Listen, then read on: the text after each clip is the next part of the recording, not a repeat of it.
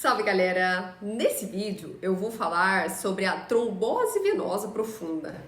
A definição dessa doença se trata da formação de um coágulo dentro de uma veia que fica entupida. Normalmente isso acontece nas veias da coxa ou da perna, porém acontece em outras áreas do corpo. Quando a veia entope, ela tem sua função de transportar o sangue para o coração perdida.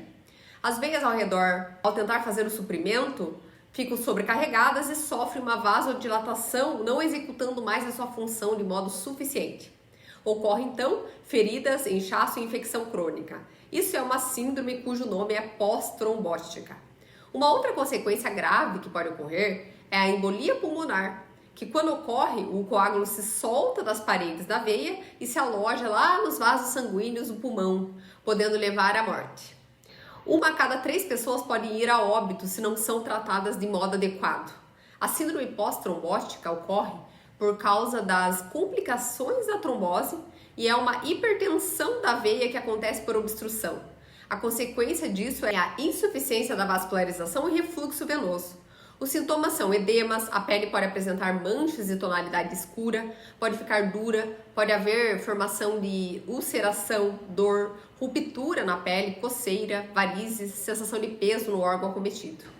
O diagnóstico é feito através das queixas do paciente, associadas a outros exames, como o físico, ultrassom e exame com utilização de contraste. Vou falar um pouco sobre a embolia pulmonar, que acontece quando um ou mais ramos da artéria se entopem por um coágulo que se formou.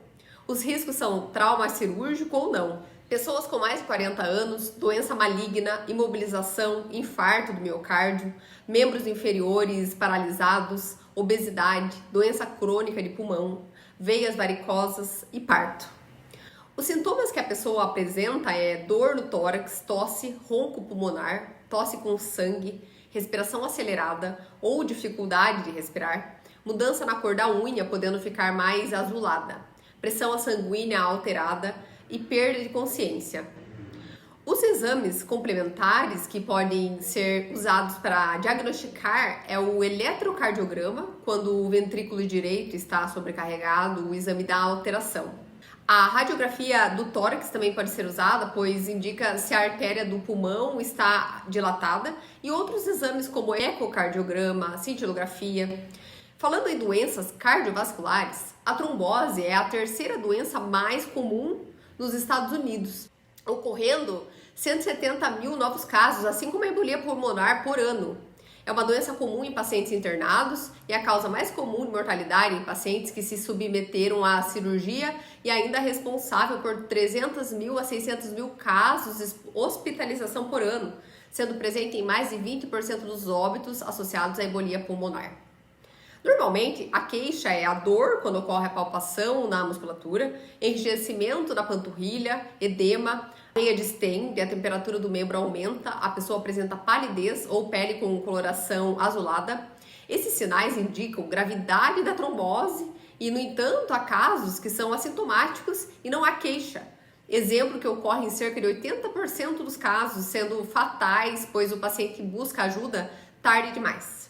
São considerados riscos para desenvolver a trombose pacientes que ficam imóveis no leito ou viagens muito longas, paralisias, varizes, pacientes oncológicos, pois cânceres são capazes de aumentar a ação coagulante.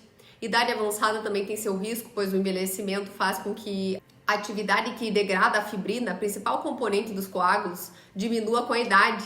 A resistência e dilatação vascular e venosa se elevam e fazem com que a velocidade do fluxo sanguíneo caia.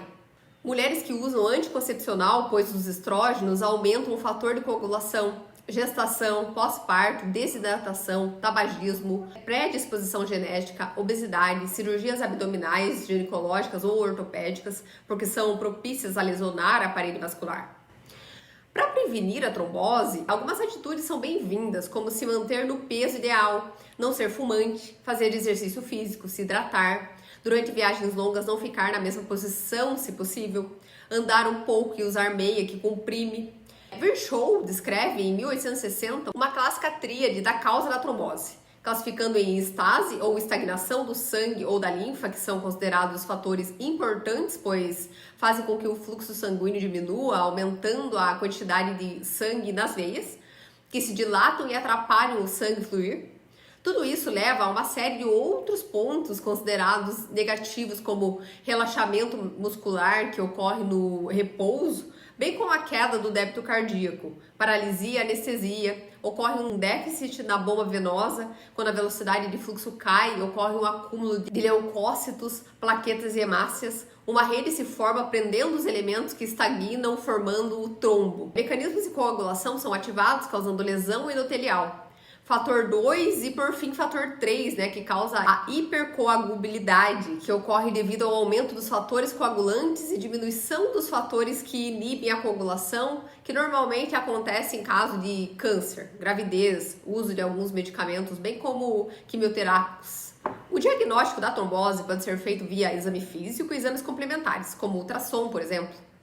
Na anamnese, é consultada a história do paciente, em relação também a casos prévios associados aos exemplos citados anteriormente aqui, como câncer, paralisia, ficar muito tempo imóvel, cirurgia importante feita anteriormente, dor ou edema nos membros inferiores. É feito um exame que chama cirtometria de panturrilha, que é feita uma medição que, apresentando o valor acima de 3 centímetros, acima do valor da panturrilha que está normal, é sinal de alerta, e também ocorre a dilatação das veias superficiais. Como o exame clínico parece com o de outras doenças, como por exemplo celulite, cisto de Baker, é indicado realizar exames complementares para dar o diagnóstico correto. Se após a ultrassom não houver certeza do diagnóstico, é feito então a flebografia, que possibilita ver o sistema venoso com utilização de contraste, que é aplicado isoladamente na veia. Quando ocorre aparecimento de falhas de preenchimento, concentrando mais contraste em outros lugares, é constatado a presença de trombo. O tratamento pode ser feito de modo hospitalar ou ambulatorial. Nesse último, é necessário a confirmação da trombose. Normalmente é utilizado um medicamento chamado heparina, com peso molecular baixo, e é uma medicação anticoagulante usada em doses terapêuticas. É verificado o número de plaquetas conforme o tratamento vai acontecendo e usa-se em conjunto com a heparina a antivitamina K. Você sabia que o processo de coagulação é complexo e tem várias substâncias envolvidas, conhecidas como fatores coagulantes? Quem produz esses fatores é o fígado, e o paciente precisa ter uma quantidade importante de vitamina K, porque anticoagulantes bloqueiam a vitamina K disponível, atrapalhando então na produção desses fatores de coagulação que não deixam formar novos coágulos. No tratamento hospitalar é usada a heparina de baixo peso molecular ou não, fracionada juntamente com a antivitamina K. É visto o número de plaquetas no decorrer dos dias de tratamento. O ideal é que o paciente use meia elástica de compressão para diminuir a síndrome pós-trombótica. Como todo tratamento, pode ocorrer complicações, como hemorragias, queda de número de plaquetas devido à ação da medicação. É um tratamento que acaba virando frequente no quesito acompanhamento e retorno ao hospital. E é isso. Obrigada por estar comigo em mais um vídeo. Um forte abraço e até mais!